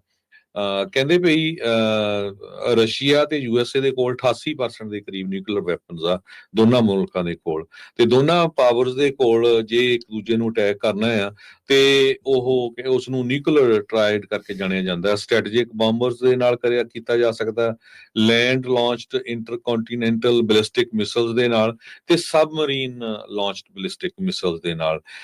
ਕੈਲਿਗ ਜੋ ਸਲਾਹਕਾਰ ਆ ਪ੍ਰੈਜ਼ੀਡੈਂਟ ਟਰੰਪ ਹੋਣਾ ਦੇ, ਉਹਨਾਂ ਨੇ ਇਹ ਕਿਹਾ ਵੀ ਜਿੰਨਾ ਕੁ ਡੈਮੇਜ ਰਸ਼ੀਆ ਦੇ ਬੰਬਰਸ ਨੂੰ ਇਸ ਵੀਕਐਂਡ ਦੇ ਦੌਰਾਨ ਯੂਕਰੇਨ ਨੇ ਕੀਤਾ ਹੈਗਾ, ਇਹਦਾ ਬਹੁਤ ਵੱਡਾ ਜਿਹੜਾ ਸਾਈਕੋਲੋਜੀਕਲ ਇੰਪੈਕਟ ਆ ਉਹ ਰਸ਼ੀਆ ਦੇ ਉੱਤੇ ਪੈਣ ਜਾ ਰਿਹਾ ਹੈਗਾ। ਤੇ ਕਹਿੰਦੇ ਵੀ ਇਹ ਵੀ ਅਨਕਨਫਰਮ ਰਿਪੋਰਟ ਆਈਆਂ ਵੀ ਯੂਕਰੇਨ ਵਾਲਿਆਂ ਨੇ ਨਾਰਥ ਰਸ਼ੀਆ ਦੇ ਵਿੱਚ ਇੱਕ ਨੇਵਲ ਬੇਸ ਦੇ ਉੱਤੇ ਵੀ ਜਿਹੜਾ ਅਟੈਕ ਕੀਤਾ ਹੈਗਾ। ਵਾਈਟ ਹਾਊਸ ਦੇ ਸਪੋਕਸਪਰਸਨ ਕੈਰੋਲਿਨ ਲਵਿਟ ਉਹਨਾਂ ਨੇ ਇਹ ਕਿਹਾ ਵੀ ਪ੍ਰੈਜ਼ੀਡੈਂਟ ਟਰੰਪ ਉਹਨਾਂ ਨੂੰ ਕਿਸੇ ਤਰ੍ਹਾਂ ਦੀ ਵੀ ਜਿਹੜੀ ਇਨਫੋਰਮੇਸ਼ਨ ਆ ਯੂਕਰੇਨ ਵੱਲੋਂ ਨਹੀਂ ਦਿੱਤੀ ਗਈ ਸੀ ਵੀ ਉਹ ਰਸ਼ੀਆ ਦੇ ਉੱਤੇ ਜਿਹੜੀ ਆ ਇਸ ਤਰ੍ਹਾਂ ਦਾ ਅਟੈਕ ਕਰਨਗੇ। ਯੂਕਰੇਨ ਦੇ ਪ੍ਰੈਜ਼ੀਡੈਂਟ ਜ਼ੈਲੈਂਸਕੀ ਨੇ ਇਹ ਕਿਹਾ ਵੀ 18 ਮਹੀਨਿਆਂ ਦੀ ਉਹਨਾਂ ਦੀ ਤਿਆਰੀ ਸੀਗੀ ਇਸ ਅਟੈਕ ਕਰਨ ਦੀ। ਸੋ ਬਹੁਤ ਹੀ ਵੱਡਾ ਜਿਹੜਾ ਅਟੈਕ ਆ ਉਹ ਕੀਤਾ ਗਿਆ ਹੈਗਾ ਤੇ ਰਸ਼ੀਆ ਵਾਲਿਆਂ ਨੂੰ ਪਤਾ ਨਹੀਂ ਚੱਲ ਰਿਹਾ ਵੀ ਹੁਣ ਕੀਤਾ ਕੀ ਜਾਵੇ। ਕੈਲਗ ਨੇ ਕਿਹਾ ਵੀ ਜੋ ਯੂਕਰੇਨ ਆ ਉਸ ਨੂੰ ਕੋਈ ਰੀਜ਼ਨੇਬਲ ਪੋਜੀਸ਼ਨ ਦੇ ਵਿੱਚ ਆਉਣਾ ਪਊਗਾ ਤੇ ਇਸੇ ਤਰ੍ਹਾਂ ਰਸ਼ੀਆ ਨੂੰ ਵੈਰੀ ਮੈਕਸਿਮਮ ਪੋਜੀਸ਼ਨ ਦੇ ਵਿੱਚ ਆਉਣਾ ਪਊਗਾ ਤਾਂ ਕਿ ਜਿਹੜੀ ਪੀਸ ਦੀ ਡੀਲ ਆ ਉਹ ਬਣ ਸਕੇ। ਜੀ, ਅਗਲੀ ਜਿਹੜੀ ਖਬਰ ਆ ਉਹ ਲਾਸ ਐਂਜਲਸ ਨਿਊਯਾਰਕ ਤੋਂ ਆ ਰਹੀ ਹੈ, ਮਾਫ ਕਰਨਾ। ਫੈਡਰਲ ਅਥਾਰਟੀਜ਼ ਨੇ ਦਾਅਵਾ ਕੀਤਾ ਵੀ ਇੱਕ ਬੰਦਾ ਜਿਹੜਾ ਕਿ ਪਿਛਲੇ ਦਿਨਾਂ ਦੇ ਵਿੱਚ ਕਲੀਨਿਕ ਤੇ ਜਿਹੜੀ ਬੰਬਿੰਗ ਹੋਈ ਸੀਗੀ ਪਾਮ ਸਪਰਿੰਗ ਦੇ ਇਲਾਕਿਆਂ ਦੇ ਵਿੱਚ, ਉਸ ਮਾਮਲੇ ਦੇ ਵਿੱਚ ਉਸ ਨੂੰ ਗ੍ਰਿਫਤਾਰ ਕੀਤਾ ਗਿਆ JFK John F Kennedy airport ਤੋਂ ਨਿਊਯਾਰਕ ਦੇ ਵਿੱਚ। ਦੱਸਿਆ ਗਿਆ ਕਿ ਇਹਦੇ ਉੱਤੇ ਸ਼ੱਕ ਹੈ ਕਿ ਇਹਨੇ ਜਿਹੜਾ ਪਾਮ ਸਪਰਿੰਗ ਦੇ ਵਿੱਚ ਇੱਕ ਫਰਟੀਲਿਟੀ ਜਿਹੜਾ ਕਲੀਨਿਕ ਸੀਗਾ ਉਹਦੇ ਉੱਤੇ ਇਹਨੇ ਬੰਬਿੰਗ ਕੀਤੀ ਸੀਗੀ ਤੇ ਦੱਸਿਆ ਜਾ ਰਿਹਾ ਕਿ ਇਹ ਵੀ ਜਿਹੜਾ ਪਤਾ ਲੱਗਿਆ ਵੀ ਇਹ ਹੁਣ ਇਸ 에ਅਰਪੋਰਟ ਦੇ ਰਾਹੀਂ ਜਿਹੜਾ ਉਹ ਭੱਜਣਾ ਚਾਹੁੰਦਾ ਸੀਗਾ। ਬਾਅਦ ਦੇ ਵਿੱਚ ਇਹਨੂੰ ਜਿਹੜਾ ਅਪੀਅਰ ਹੁਣ ਬਰੁਕਲਿਨ ਫੈਡਰਲ ਜਿਹੜੀ ਕੋਰਟ ਰੂਮ ਆ ਉਹਦੇ ਵਿੱਚ ਇਹਨੂੰ ਜਿਹੜਾ ਪੇਸ਼ ਕੀਤਾ ਜਾਣਾ ਆਫਟਰ ਦੁਪਹਿਰ ਤੋਂ ਬਾਅਦ, ਤੇ ਉਹਦੇ ਤੇ ਜਿਹੜੇ ਚਾਰਜਸ ਉਹ ਲਗਾਏ ਜਾਣਗੇ ਜਿੰਨੇ ਵੀ ਚਾਰਜਸ ਬਣਦੇ ਨੇ ਪਾਮ ਸਪਰਿੰਗ ਅਟੈਕ ਦੇ ਸੰਬੰਧ ਦੇ ਵਿੱਚ। ਇਹ ਵੀ ਪਤਾ ਲੱਗਿਆ ਵੀ ਜਿਹੜਾ ਡੈਨੀਅਲ ਪਾਰਕ ਦੇ ਤੌਰ ਤੇ ਇਹਦੀ ਆਇਡੈਂਟੀਟੀ ਹੋਈ ਆ, ਇਹਦੀ ਜਿਹੜੀ ਸ਼ਨਾਖਤ ਕੀਤੀ ਗਈ ਆ। ਕੈਂਟ ਵਾਸ਼ਿੰਗਟਨ ਦਾ ਇਹ ਰਹਿਣ ਵਾਲਾ 32 ਸਾਲ ਇਹਦੀ ਉਮਰ ਆ। US ਅਟਾਰਨੀ ਜਿਹੜਾ ਲਾਸ ਐਂਜਲਸ ਦਾ, ਤੇ ਉਹਨਾਂ ਨੇ ਕਿਹਾ ਕਿ ਜੱਜ ਸਿਟੀ ਦੀ ਜਿਹੜੀ FBI ਦੇ ਟਾਪ ਅਫੀਸ਼ੀਅਲ ਨੇ ਉਹਨਾਂ ਨੇ ਕਿਹਾ ਕਿ ਇਸ ਮਾਮਲੇ ਦੇ ਵਿੱਚ ਸਾਨੂੰ ਵੱਡੀ ਜਿਹੜੀ ਕਾਮਯਾਬੀ ਆ ਉਦੋਂ ਮਿਲੀ ਜਦੋਂ ਇਹਦੀ ਜਾਂਚ ਦੇ ਦੌਰਾਨ ਹੀ ਪਤਾ ਲੱਗਿਆ ਸੀਗਾ ਕਿ ਇਹਦੀਆਂ ਜਿਹੜੀਆਂ ਲੋਕੇਸ਼ਨਸ ਨੇ ਉਹ ਪਿਛਲੇ ਕੁਝ ਦਿਨਾਂ ਤੋਂ ਜਿਹੜੀਆਂ ਇੰਟਰਨੈਟ ਉੱਤੇ ਜਿਹੜੀਆਂ ਇਹਦੀਆਂ ਹਰਕਤਾਂ ਸੀਗੀਆਂ ਉਹ ਪਤਾ ਲੱਗਿਆ ਵੀ ਇਹ ਇੱਥੋਂ ਭੱਜਣਾ ਚਾਹੁੰਦਾ। ਮਈ 17 ਦੇ ਵਿੱਚ ਇੱਕ ਜਿਹੜੀ ਕਿਲਿੰਗ ਹੋਈ ਸੀ ਪਾਮ ਸਪਰਿੰਗ ਦੇ ਜਿਹੜੇ ਇਲਾਕਿਆਂ ਦੇ ਵਿੱਚ, ਇੱਕ ਜਿਹੜਾ ਫਰਟੀਲਿਟੀ ਸੈਂਟਰ ਆ ਉਹਦੇ ਉੱਤੇ, ਉਦੋਂ ਇੱਕ ਜਾਣੇ ਦੀ ਜਿਹੜੀ ਮੌਤ ਹੋ ਗਈ ਸੀ ਤੇ ਕਈ ਜਾਣੇ ਜਿਹੜੇ ਆ ਉਹ ਜ਼ਖਮੀ ਹੋਏ ਸੀ। ਦੱਸਦੇ ਆ ਕਿ ਇਹਦੇ ਉੱਤੇ ਇਹ ਵੀ ਸ਼ੱਕ ਆ ਵੀ ਇਹਨੇ 2018 ਦੇ ਵਿੱਚ ਵੀ ਜਿਹੜੀ ਆ ਇਸ ਤਰ੍ਹਾਂ ਦੀ ਕੋਈ ਕ੍ਰਿਮੀਨਲ ਜਿਹੜੀ ਵਾਰਦਾਤ ਆ ਉਹਨੂੰ ਜਿਹੜਾ ਅੰਜਾਮ ਦਿੱਤਾ ਸੀਗਾ। ਇਹ ਕਿਵੇਂ ਬੰਬਿੰਗ ਦਾ ਮਟੀਰੀਅਲ ਮੰਗਵਾਉਂਦਾ ਸੀਗਾ, ਕਿ ਇਹਦੇ ਪਿੱਛੇ ਦੇ ਮਨਸ਼ਾ ਕੀ ਨੇ ਜਾਂ ਹੋਰ ਜਿਹੜੀਆਂ ਚੀਜ਼ਾਂ ਨੇ, ਇਹਦੇ ਬਾਰੇ ਜਿਹੜੀ ਜਾਂਚ ਆ ਉਹ ਕੀਤੀ ਜਾ ਰਹੀ ਹੈ। ਜੀ, USA ਦੇ ਵਿੱਚ ਜਿਹੜੀ ਰੀਅਲ ਸਟੇਟ ਮਾਰਕੀਟ ਆ ਉਹ ਕਾਫੀ ਸਲੋ ਹੁੰਦੀ ਜਾਪਦੀ ਆ। ਪਿਛਲੇ ਦਿਨਾਂ 'ਚ ਵੀ ਆਪਾਂ ਤੁਹਾਡੇ ਨਾਲ ਖਬਰਾਂ ਸਾਂਝੀਆਂ ਕੀਤੀਆਂ ਸੀਗੀਆਂ। ਕਹਿੰਦੇ ਵੀ ਹੋਮ ਪਰਚੇਜ਼ ਐਪਲੀਕੇਸ਼ਨਸ ਪਿਛਲੇ 5 ਹਫ਼ਤਿਆਂ ਦੇ ਦੌਰਾਨ ਲੋਐਸਟ ਹੈਗੀ ਆ ਕਾਫੀ ਜ਼ਿਆਦਾ ਡਾਊਨ ਗਈ ਹੈ ਜੀ ਜਨਵਰੀ ਤੋਂ ਲੈ ਕੇ ਹੁਣ ਤੱਕ ਦੇਖਿਆ ਜਾਵੇ। ਮਾਰਗੇਜ ਬੈਂਕਰ ਐਸੋਸੀਏਸ਼ਨ ਦਾ ਜਿਹੜਾ index of application for home purchase ਹੈਗਾ ਆ ਉਹ 4.4% ਘਟਿਆ ਆ ਤੇ ਇਸ ਟਾਈਮ 155 ਦੇ ਉੱਤੇ ਆ। ਮਈ 30 ਦਾ ਜਿਹੜਾ ਵੀਕ ਐਂਡ ਹੋਣ ਵਾਲਾ ਆ ਉਹਦੇ ਦੌਰਾਨ ਇਹ ਜਿਹੜੀ ਪਰਸੈਂਟੇਜ ਆ ਉਹ ਆਈ ਹੈਗੀ ਆ। ਸੋ ਲੋਕਾਂ ਨੇ ਕਿਉਂਕਿ ਲੇ ਆਫ ਬਹੁਤ ਹੋ ਰਹੀ ਹੈਗੀ ਆ, ਖਾਸ ਕਰਕੇ ਆਈਟੀ ਸੈਕਟਰ ਦੇ ਵਿੱਚ ਇਨਫਲੇਸ਼ਨ ਬਹੁਤ ਜ਼ਿਆਦਾ ਵਧੀ ਹੋਈ ਆ, ਲੇਬਰ ਕੋਸਟ ਬਹੁਤ ਜ਼ਿਆਦਾ ਵਧੀ ਹੋਈ ਹੈਗੀ ਆ। ਸੋ ਲੋਕ ਇਸ ਟਾਈਮ ਦੇ ਉੱਤੇ ਕਾਫੀ ਜਿਹੜੇ ਆ ਘਬਰਾਏ ਹੋਏ ਆ। ਤੇ ਚੌਥਾ ਸਭ ਤੋਂ ਵੱਡਾ ਇਮੀਗ੍ਰੇਸ਼ਨ ਦਾ ਕਾਰਨ ਜ਼ਰੂਰ ਹੈਗਾ, ਕਿਉਂਕਿ ਚਾਹੇ ਤੁਸੀਂ H1B ਵੀਜ਼ੇ ਤੇ ਆ, ਚਾਹੇ ਪੋਲੀਟੀਕਲ ਅਸਾਈਲਮ ਵੀਜ਼ੇ ਤੇ ਆ, ਚਾਹੇ ਤੁਸੀਂ ਅਨਡਾਕੂਮੈਂਟਡ ਆ, ਤੁਹਾਨੂੰ ਡਰ ਬਹੁਤ ਜ਼ਿਆਦਾ ਹੈ। ਸੋ ਇਹ ਸਾਰੇ ਕਾਸੇ ਨੂੰ ਦੇਖਦੇ ਹੋਏ ਜਿਹੜੀ ਘਰਾਂ ਦੀ ਮਾਰਕੀਟ ਆ ਹਜੇ ਕਾਫੀ ਸਲੋ ਚੱਲ ਰਹੀ ਹੈਗੀ ਆ ਅਮਰੀਕਾ ਦੇ ਵਿੱਚ ਜੀ। ਸੋ ਆਪਣਾ ਜਿਹੜਾ ਖਬਰਾਂ ਦਾ ਸਮਾਂ ਹਰਜੋਤ ਸਿੰਘ ਜੀ ਉਹ ਸਮਾਪਤੀ ਵਾਲਾ ਹੈ ਜੀ, ਤੇ ਇੱਥੇ ਆਪਾਂ ਜਿਹੜਾ ਇਜਾਜ਼ਤ ਲੈਂਦੇ ਹਾਂ ਸਾਰੇ ਸਰੋਤਿਆਂ ਤੋਂ, ਤੇ ਜਾਂਦੇ ਜਿਹੜਾ ਸੈਨ ਫਰਾਂਸਿਸਕੋ ਜਿਹੜਾ ਨਗਰ ਕੀਰਤਨ ਹੋ ਰਿਹਾ ਉਸ ਸੰਬੰਧ ਦੇ ਵਿੱਚ ਹਰਜੋਤ ਸਿੰਘ ਜੀ ਤੁਹਾਡੇ ਨਾਲ ਜਾਣਕਾਰੀਆਂ ਜ਼ਰੂਰ ਜਿਹੜੀਆਂ ਸਾਂਝੀਆਂ ਕਰਨਗੇ ਜੀ। ਜੀ ਬਿਲਕੁਲ, ਆਪਾਂ ਪਹਿਲਾਂ ਵੀ ਸਾਂਝੀ ਕੀਤੀ ਸੀ ਵੀ 7 ਹਾਂਜੀ। ਤਰੀਕ ਨੂੰ ਇਸ ਸ਼ਨਿਚਰਵਾਰ ਨੂੰ ਜੂਨ 7 ਨੂੰ ਜੋ ਨਗਰ ਕੀਰਤਨ ਹੋ ਰਿਹਾ ਹੈਗਾ ਸੈਨ ਫਰਾਂਸਿਸਕੋ ਦੇ ਵਿੱਚ, ਸਾਰੀਆਂ ਹੀ ਬੇ ਏਰੀਏ ਦੇ ਗੁਰੂ ਘਰ ਹੋਰ ਸਿੱਖ ਜਥੇਬੰਦੀਆਂ ਰਲ ਕੇ ਇਸ ਕਾਰਜ ਨੂੰ ਆਰੰਭ ਕਰਨ ਲੱਗੇ ਹੋਏ ਹੈਗੇ ਆ। ਸਾਡਾ ਸਾਰਿਆਂ ਦਾ ਫਰਜ਼ ਬਣਦਾ ਵੱਧ ਤੋਂ ਵੱਧ ਜੋ ਇਹ ਨਗਰ ਕੀਰਤਨ ਸ਼੍ਰੀ ਗੁਰੂ ਅਰਜਨ ਦੇਵ ਜੀ ਦੀ ਸ਼ਹਾਦਤ ਤੇ ਹੋਰ ਸ਼ਹੀਦਾਂ ਨੂੰ ਸਮਰਪਿਤ ਹੈਗਾ ਆ। ਸੈਨ ਫਰਾਂਸਿਸਕੋ ਚ ਆਉਣਾ ਇਹ ਹਿਸਟੋਰੀਕਲ ਸ਼ਹਿਰ ਹੈਗਾ ਆ। ਸੋ ਇੱਥੇ ਜਦੋਂ ਇਦਾਂ ਦੀ ਇਵੈਂਟ ਹੁੰਦੀ ਆ, ਨਗਰ ਕੀਰਤਨ ਹੁੰਦਾ, ਉਹਦੀ ਖਬਰ ਦੁਨੀਆ 'ਚ ਪਹੁੰਚਦੀ ਹੈਗੀ ਆ। ਸੋ 10 ਵਜੇ ਸਵੇਰੇ ਤਿਆਰ ਹੋਣਾ ਹੈਗਾ, 10 ਵਜੇ ਸ਼ੁਰੂ ਹੋ ਕੇ 2 ਵਜੇ ਤਾਈਂ ਨਗਰ ਕੀਰਤਨ ਸਮਾਪਤੀ ਹੋਣੀ ਆ। ਉੱਥੇ ਜਿਹੜੀ ਮੇਨ ਸਿਟੀ ਹਾਲ ਹੈਗਾ ਉਹਦੇ ਸਾਹਮਣੇ ਜਦੋਂ ਤੁਸੀਂ ਪਿਛਲੇ ਸਾਲਾਂ 'ਚ ਉੱਥੇ ਜਾਂਦੇ ਰਹੇ ਆ ਤੁਸੀਂ ਦੇਖਿਆ ਹੋਊਗਾ ਪਾਰਕਿੰਗ ਦਾ ਪ੍ਰਬੰਧ ਵੀ ਕੀਤਾ ਗਿਆ ਆ ਪ੍ਰਬੰਧਕਾਂ ਵੱਲੋਂ। ਬੱਸਾਂ ਚੱਲ ਰਹੀਆਂ ਬਹੁਤ ਗੁਰੂ ਘਰਾਂ ਤੋਂ, ਮੈਂ ਪਹਿਲਾਂ ਵੀ ਸ਼ੋਅ ਦੇ ਵਿੱਚ ਦੱਸਿਆ ਸੀ। ਸੋ ਆਪਣੇ ਗੁਰੂ ਘਰ ਨਾਲ ਕੰਟੈਕਟ ਕਰੋ, ਜੇ ਨਹੀਂ ਆ ਰਹੀ ਤਾਂ ਉਹਨਾਂ ਨੂੰ ਕਹੋ ਵੀ ਬੱਸ ਜਾਂ ਵੈਨ ਦਾ ਪ੍ਰਬੰਧ ਕਰੋ, ਤਾਂ ਕਿ ਫਿਰ ਉੱਥੇ ਥੋੜੀ ਪਾਰਕਿੰਗ ਦੀ ਪ੍ਰੋਬਲਮ ਹੁੰਦੀ ਹੈ ਕਈ ਵਾਰੀ ਕਾਰਾਂ ਦੀ। ਜੇ ਬੱਸ ਵਿੱਚ ਜਾਂ ਵੈਨ ਵਿੱਚ ਆ ਜਾ ਤਾਂ ਫਿਰ ਉਹ ਬੰਦੇ ਨੂੰ ਮੁਸ਼ਕਲ ਨਹੀਂ ਰਹਿੰਦੀ ਹੈਗੀ। ਸਾਡਾ ਸਾਰਿਆਂ ਦਾ ਫਰਜ਼ ਬਣਦਾ, ਅਮਰੀਕਾ ਦੇ ਵਿੱਚ ਲੱਖਾਂ ਦੀ ਗਿਣਤੀ ਦੇ ਵਿੱਚ ਸਿੱਖਾਂ ਨੇ ਪੋਲੀਟੀਕਲ ਅਸਾਈਲਮ ਲਿਆ ਆ, ਤੇ ਇਹ ਪੋਲੀਟੀਕਲ ਅਸਾਈਲਮ ਉਹਨਾਂ ਸ਼ਹੀਦਾਂ ਦੇ ਖੂਨ ਦੇ ਬਦਲੇ ਹੀ ਲਿਆ ਆ। ਸੋ ਸਾਡਾ ਸਾਰਿਆਂ ਦਾ ਫਰਜ਼ ਬਣਦਾ ਆ ਕਿ ਪਰਿਵਾਰਾਂ ਸਮੇਤ ਆਪਾਂ ਉਹਨਾਂ ਦੀ ਸ਼ਹਾਦਤ ਨੂੰ ਉੱਥੇ ਯਾਦ ਕਰੀਏ, ਗੁਰੂ ਅਰਜਨ ਦੇਵ ਜੀ ਦੀ ਸ਼ਹਾਦਤ ਨੂੰ ਯਾਦ ਕਰੀਏ, ਤੇ ਇਸ ਨਗਰ ਕੀਰਤਨ ਦੇ ਵਿੱਚ ਆਪ ਹਿੱਸਾ ਬਣੀਏ। ਆਉਣ ਵਾਲੀਆਂ ਪੀੜ੍ਹੀਆਂ ਤੁਸੀਂ ਫੋਟੋਆਂ ਦਿਖਾਲਣ ਦੇ ਲਈ ਕਾਬਲ ਹੋਵੋਗੇ ਵੀ ਭਾਈ ਜੀ ਅਸੀਂ ਨਗਰ ਕੀਰਤਨ ਦੇ ਵਿੱਚ ਸਾਡੇ ਪੇਰੈਂਟਸ ਗ੍ਰੈਂਡ ਪੇਰੈਂਟਸ ਆ ਗਏ ਸੀ, ਆ ਉਹਨਾਂ ਦੀਆਂ ਪਿਕਚਰਸ ਆ, ਤੇ ਆਪਾਂ ਵੀ ਜਾਵਾਂਗੇ, ਤਾਂ ਕਿ ਇਹ ਜਿਹੜੀ ਇਹ ਕੰਟੀਨਿਊਸ ਚੱਲਦਾ ਰਹੇ। ਸੋ ਸਾਰਿਆਂ ਨੂੰ ਪੰਜਾਬੀ ਰੇਡੀਓ USA ਵੱਲੋਂ ਵੀ ਬਹੁਤ ਬੇਨਤੀ ਆ, ਹਮੇਸ਼ਾ ਸਾਡੇ ਜਿਹੜੇ ਸਰੋਤੇ ਆ ਪੰਜਾਬੀ ਰੇਡੀਓ USA ਦੀ ਬੇਨਤੀ ਸੁਣਦੇ ਰਹਿੰਦੇ ਆ। SB 509 ਬਿੱਲ ਦੀ ਜਿੱਤ ਹੋਈ ਹੈਗੀ ਆ, ਸੈਨੇਟ ਚੋਂ ਪਾਸ ਹੋ ਗਿਆ ਆ, ਹੁਣ ਇਸ ਤੋਂ ਬਾਅਦ ਅਸੈਂਬਲੀ 'ਚ ਜਾਣਾ ਹੈਗਾ ਆ। ਤੇ ਇਸੇ ਤਰ੍ਹਾਂ ਭੂਸ਼ਣ ਅਠਾਲੀ ਵਰਗਿਆਂ ਦਾ ਤੁਹਾਡੇ ਸਾਹਮਣੇ ਆ ਗਿਆ। HAF ਨੂੰ ਲੈ ਕੇ ਜ਼ਰੂਰ ਅਸੀਂ ਕ੍ਰਿਟੀਸਾਈਜ਼ ਵੀ ਕੀਤਾ ਸੀ ਫਰੀਮਾਉਂਟ ਗੁਰੂ ਘਰ ਦੇ ਪ੍ਰਬੰਧਕਾਂ ਨੂੰ, ਵੀ ਭਾਈ ਤੁਹਾਡੇ ਉਲਟ ਗੁਰੂ ਘਰ ਦੇ ਇੰਨਾ ਲਿਖਿਆ ਵੀ ਤੁਸੀਂ ਕਰਦੇ ਕੁਛ ਨਹੀਂ। ਤੇ ਹੁਣ ਇਹ ਪਤਾ ਚੱਲਿਆ ਵੀ ਜਿਹੜੀ ਰਿਪੋਰਟ ਆਈ ਆ ਤੁਹਾਡੇ ਨਾਲ ਸਾਂਝੀ ਵੀ ਕੀਤੀ ਆ, ਬਹੁਤ ਵੱਡੀ ਜਿਹੜੀ ਲਾ ਫਰਮ ਜਿਹੜੀ ਅਲੋਨ ਮਸਕ ਦੀ ਲਾ ਫਰਮ ਅਲੋਨ ਮਸਕ ਨੂੰ ਰਿਪਰੈਜ਼ੈਂਟ ਕਰਦੀ ਆ, ਉਹ ਹਾਇਰ ਕੀਤੀ ਗਈ ਆ ਤਾਂ ਕਿ ਹਿੰਦੂ ਅਮਰੀਕਨ ਫਾਊਂਡੇਸ਼ਨ ਨੂੰ ਐਕਸਪੋਜ਼ ਕੀਤਾ ਜਾ ਸਕੇ। ਜੋ ਅਮਰੀਕਾ ਵਿੱਚ ਸਿੱਖ ਪੀਸਫੁਲ ਰਹਿੰਦੇ ਹੈਗੇ ਆ, ਆਪਣੇ ਹੱਕ ਦੀ ਗੱਲ ਕਰਦੇ ਆ, ਉਹਨਾਂ ਨੂੰ ਕਿਸੇ ਤਰ੍ਹਾਂ ਨਾਲ ਡਰਾਇਆ ਨਾ ਜਾਵੇ। ਸੋ ਸਿੱਖਾਂ ਨੂੰ ਸ਼ੱਕ ਆ ਵੀ ਇਹ ਜਿਹੜੀ ਜਥੇਬੰਦੀ ਆ ਸਿੱਧੀ ਭਾਰਤੀ ਸਰਕਾਰ ਦੀ ਜਥੇਬੰਦੀ ਆ, ਇਸੇ ਕਰਕੇ ਇਹ ਜਿਹੜੀ ਰਿਪੋਰਟ ਆ ਉਹ ਜਿਹੜੇ ਅਟਾਰਨੀ ਜਨਰਲ ਪੈਮ ਬੋਂਡੀ ਆ ਉਹਨਾਂ ਦੇ ਅੱਗੇ ਪੇਸ਼ ਕੀਤੀ ਗਈ ਆ। ਹੁਣ ਉਹ ਇਨਵੈਸਟੀਗੇਟ ਕਰਨਗੇ। ਹਰਮੀਤ ਢਿੱਲੋਂ ਵੀ ਜਸਟਿਸ ਡਿਪਾਰਟਮੈਂਟ ਦੇ ਵਿੱਚ ਹੈਗੀ ਆ। ਸੋ ਜ਼ੋਰ ਜਾਲਸ ਆਉਣਗੇ, ਆਉਣ ਵਾਲੇ ਸਮੇਂ 'ਚ ਜ਼ਰੂਰ ਆਪਾਂ ਤੁਹਾਡੇ ਨਾਲ ਸਾਂਝੇ ਕਰਦੇ ਰਹਿਣਗੇ। ਸੋ ਹੋਰ ਵੀ ਕਿਤੇ ਵੀ ਸਿੱਖ ਨਾਲ ਧੱਕਾ ਹੁੰਦਾ ਤੁਸੀਂ ਦੇਖਿਓ ਪਿਆ, ਇੱਕ ਦੁੱਕੀ ਦਾ ਬੰਦਾ ਚੱਕ ਕੇ ਗਾਲਾਂ ਕੱਢਣ ਲੱਗਾ ਆ, ਤੇ ਸੋ ਉਹ ਤੁਹਾਨੂੰ ਫਰੀਮਾਉਂਟ ਦੀ ਐਗਜ਼ਾਮਪਲ ਦੇਖਣੀ ਚਾਹੀਦੀ ਹੈ, ਕਿਸ ਤਰ੍ਹਾਂ ਕਿੰਨੀ ਰਿਸਰਚ ਦੇ ਨਾਲ ਉਹ ਰਿਪੋਰਟ ਤਿਆਰ ਕੀਤੀ, ਤਾਂ ਕਿ ਕਿਤੇ ਵੀ ਕਿਸੇ ਦੇ ਨਾਲ, ਅਸੀਂ ਨਹੀਂ ਕਹਿੰਦੇ ਵੀ ਕਿਸੇ ਹਿੰਦੂ ਨਾਲ ਵੀ ਧੱਕਾ ਹੋਵੇ, ਕਿਸੇ ਮੁਸਲਮਾਨ ਨਾਲ ਵੀ ਹੋਵੇ, ਕਿਸੇ ਨਾਲ ਵੀ ਨਾ ਧੱਕਾ ਹੋਵੇ। ਸੋ ਆਪਾਂ ਸਾਰਿਆਂ ਦੇ ਮਜ਼ਲੂਮਾਂ ਦੇ ਨਾਲ ਵੀ ਖੜਨਾ ਆ, ਪਰ ਜੇ ਸਾਡੇ ਨਾਲ ਧੱਕਾ ਹੁੰਦਾ ਤੇ ਉਹਦੇ ਲਈ ਵੀ ਆਪਾਂ ਜ਼ਰੂਰ ਖੜਨਾ ਹੈਗਾ।